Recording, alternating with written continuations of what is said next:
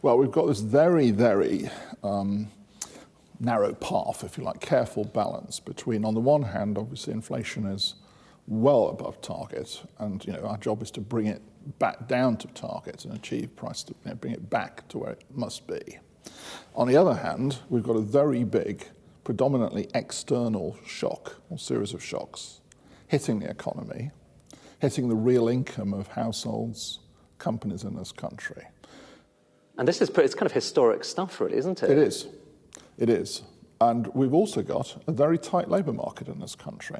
I go around the country a lot, talk to businesses, and they're talking, their worry is how do I recruit enough people for my business? So we're trying to balance this.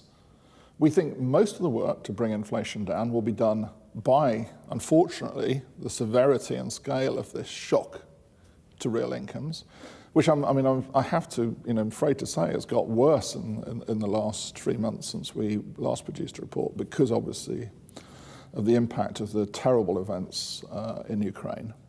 And the scale of what's facing households at the moment, what's your advice to many people who are just trying to make ends meet right now? It is really difficult at the moment. Yeah, is it going to get worse?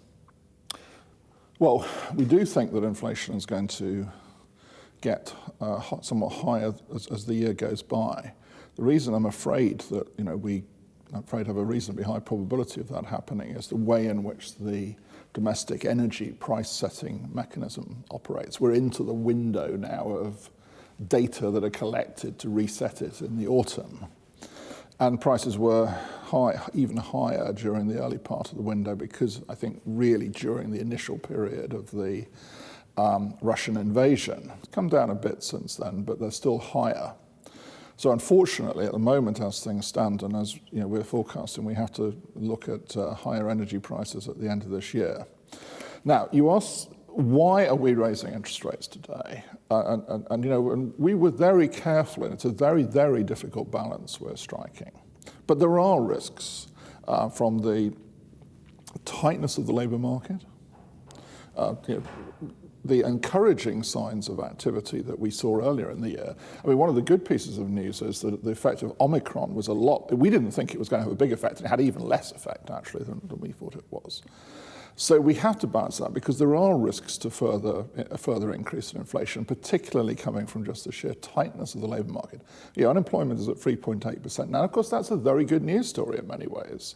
But of course, it does create a very tight labour market, and that's a risk to inflation. So we're trying to walk this very narrow path and strike this balance. But bluntly, you are making life tougher for families right now, aren't you? Well, what would make it even tougher for families is if inflation kept on rising even more.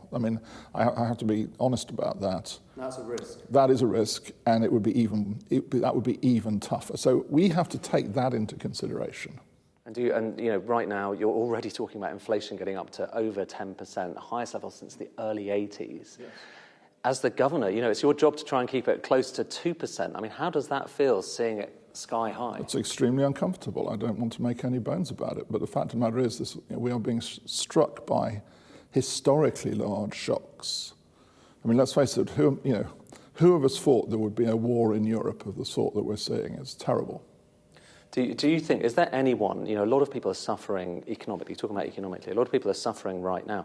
Is there anyone who is benefiting at the moment? Well, I don't think it's right to think about benefits, because, of course, inflation hits everybody. What I worry about is... But there's a distribution, money. There's a distribution.